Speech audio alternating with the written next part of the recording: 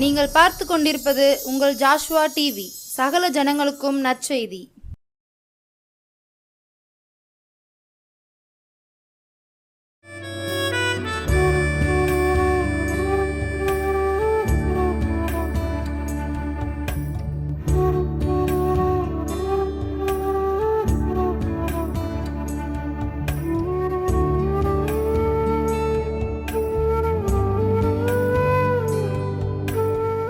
கிறிஸ்துவுக்குள் பிரியமானவர்களே, உங்கள் அனைவருக்கும் நானே இயேசு ஜீவ பவுலியத்தின் மூலமாக அற்புதத்தின் நேரமாக பார்க்கிறேன். உங்களுக்காக கர்த்தர் உங்களை ஆசீர்வதிப்பாராக.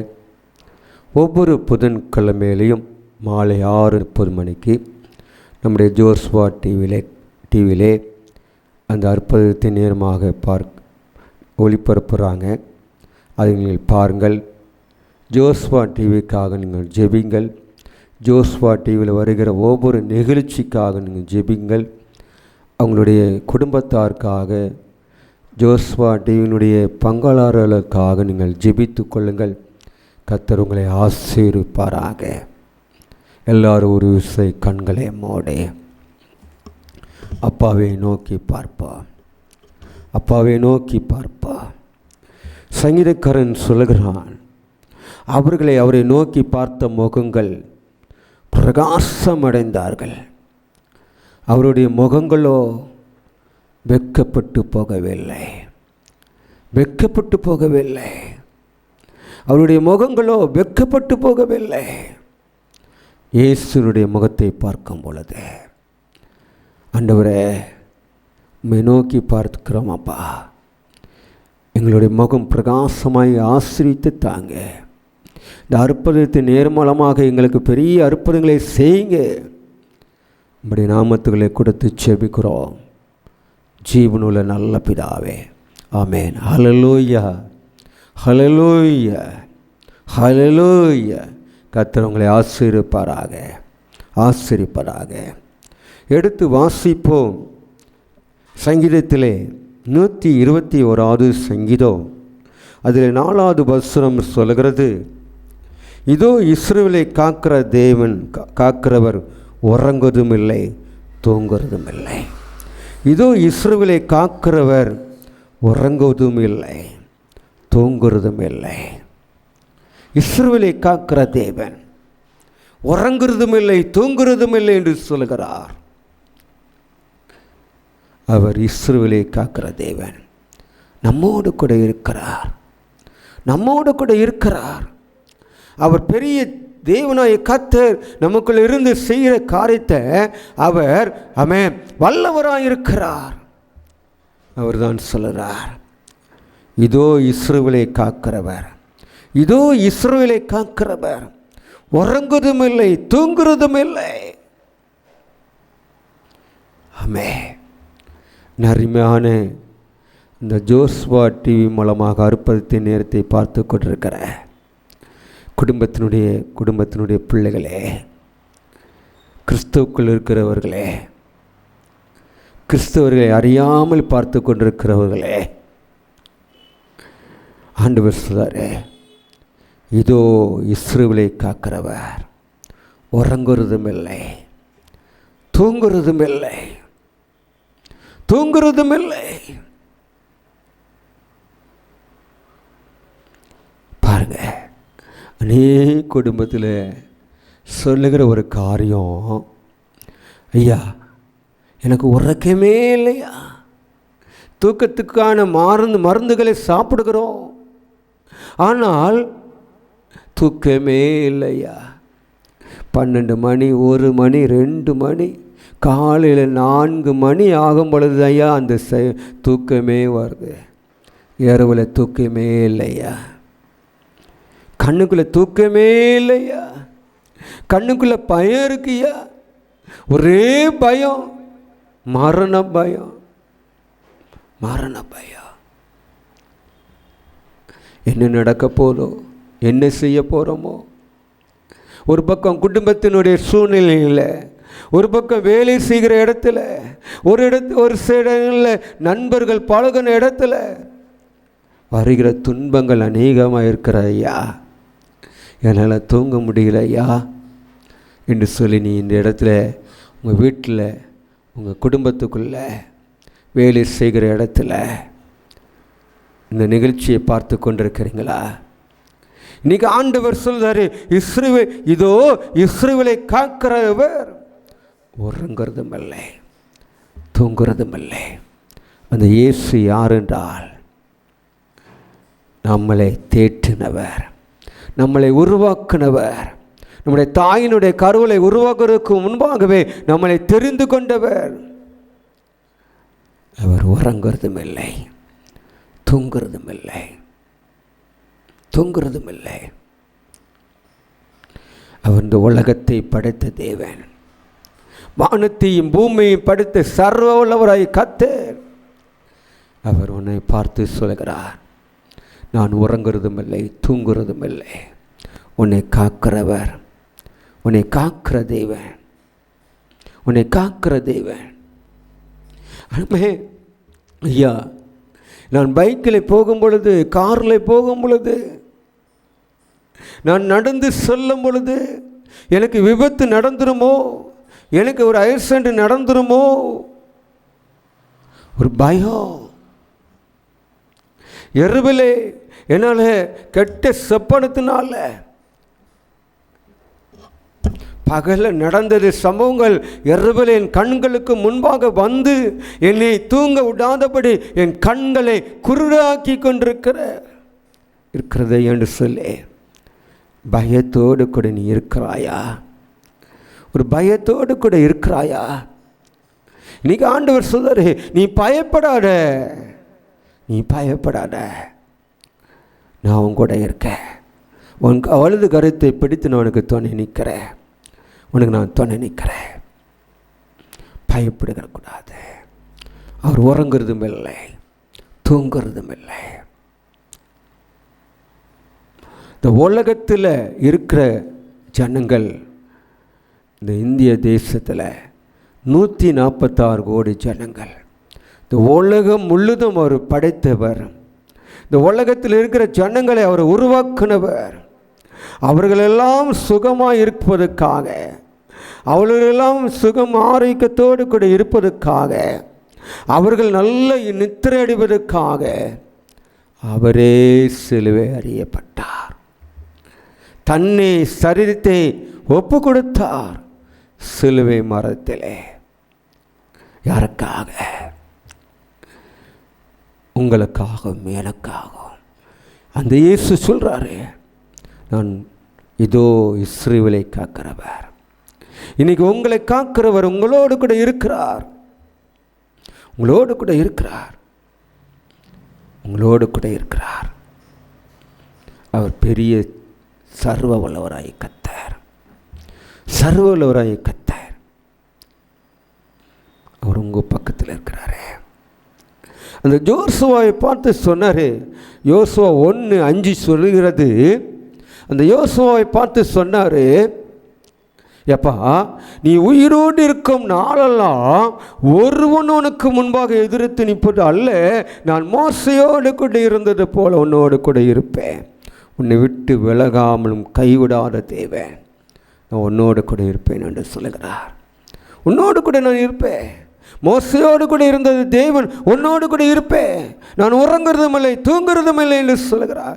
யோசுவோடு கூட இருந்த தேவன் நீ நம்ம கூட இருக்கிறாரு, நம்ம கூட இருக்கிறாரு. சிலவங்க சொல்லுவாங்க, சில ஒரு குடும்பங்களை சொல்லுவதை நான் கேட்டிருக்கிறேன், அவங்களுக்காக நான் ஜெபித்திருக்கிறேன். சொல்லுவாங்க, ஐயா, பார்க்காததை நான் பார்த்து விட்டேன், ஒரு அதிர்ச்சியை நான் பார்த்து விட்டேன், என் கண்ணுக்கு முன்னாடி ஒரு விபத்தை பார்த்து விட்டேன். அதை பார்த்ததுலேருந்து என்னால் இரவில் தூக்கமே இல்லையா, தூக்கமே இல்லைன்னு சொல்லுவாங்க. எனக்கு இத்தனை லட்சம் ரூபாய் கடன் இருக்குயா, இத்தனை லட்சம் கடனில் நான் எப்படி கடன் அடைக்க போகிறேன்னு சொல்லி ஒரு பயத்தோடு கூட நான் இருக்கிறேன் ஐயா என்று சொல்லி தூக்கமே இல்லைன்னு சொல்லி சொல்லுவாங்க. ஆனால் ஆண்டவர் சொல்றாரு, இஸ்ரவேலை காக்கிற தேவன் உறங்குறதும் இல்லை, தூங்குறதும் இல்லை. உன்னை காக்கிறவர். இரவில் வருகிற நோய்க்கும் பகலில் வருகிற நோய்க்கும் மத்தியில் வருகிற நோய்க்கும் உன்னை தப்பிப்பித்து உன்னை காத்து உன்னை வழி நடத்தி உன்னை நித்திய வழியில் நித்தியமாக காண செய்கிற தேவன். அவர் உன்னோடு கூட இருக்கிறவர். உறங்குறதும் இல்லை, தூங்குறதும் இல்லை, தூங்குறதும் இல்லை. எனக்கு தெரிந்த ஒரு குடும்பத்தில் நடந்த சம்பவம் பாருங்க. இரவில் தூங்கவே முடியாத ஒரு தம்பிக்கு. ஏன்னா அவன் செல்லை நோண்டிகிட்டே இருப்பான், செல்லை பார்த்துட்டே இருப்பான். இரவில் 12 மணி, 1 மணி, 2 மணி, 3 மணி வரை அவன் செல்லையே பார்த்து கொண்டிருந்தான். அவன் கண்கள் அந்த செல் மேலே கடந்து வந்தது. அதை பார்த்து கொண்டு அந்த அடிமைத்தனத்தில் இருந்து கொண்டிருந்தான். ஒரு நாள் வந்தது, அவனுடைய கண்களுக்குள்ள ஒரு பலனும். கண்ணை மூட முடியாது, கண்ணை திறக்க முடியாது. கண்ணுக்குள்ள ஒரு வலி. செல்லையே பார்த்து கொண்டு இரவில் தூங்காமல் இருந்ததுனால அவன் எப்படிப்பட்டவனாய் மாறினான் பாருங்க. மனநிலை பாதிக்கப்பட்டவனாய் மாறினான். மனநிலை பாதிக்கப்பட்டவனாய் அவனுடைய மனசில், அவனுடைய மைண்டில் யோசிக்க விடாதபடி, சிந்திக்க விடாதபடி, அவனை வழி சரியான ஒரு காரியத்துக்குள்ளே போக விடாதபடி அவனுடைய மனநிலை பாதிக்கப்பட்டது. எப்படி இருந்திருப்பான்? நல்ல ஒரு காலேஜில் படித்த மகன், கல்லூரியில் படித்த மகன், இரவில் தூங்க முடியலை. செல்போன் மூலமாக செல் அடிமைத்தனத்திலிருந்து சரியாக தூக்கம் இல்லாமல், சரியான தூக்கத்தினுடைய முழிப்புனால அவனுக்கு வந்த பிரச்சனை பார்த்தீங்களா? பயங்கரம். அவனுக்காக ஜெபித்தா.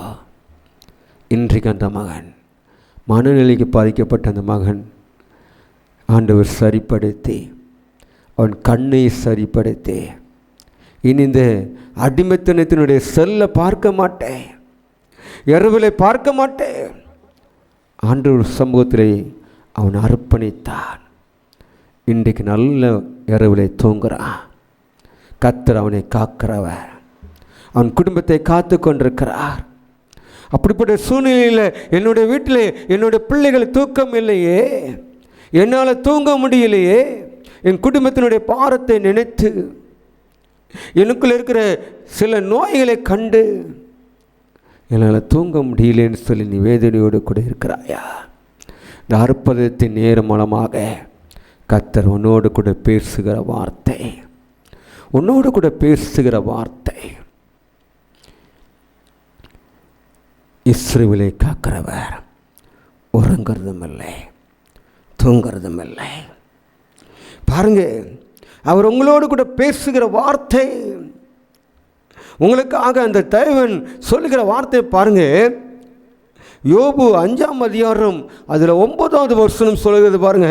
ஆராய்ந்து முடியாத பெரிய காரியங்களே, எண்ணி முடியாத அதிசயங்களே அவர் உங்களுக்கு செய்கிறவர், அவர் உங்களுக்கு செய்கிறவர். ஆராய்ந்து முடியாத பெரிய காரியத்தை உங்களுக்கு செய்கிறவர்.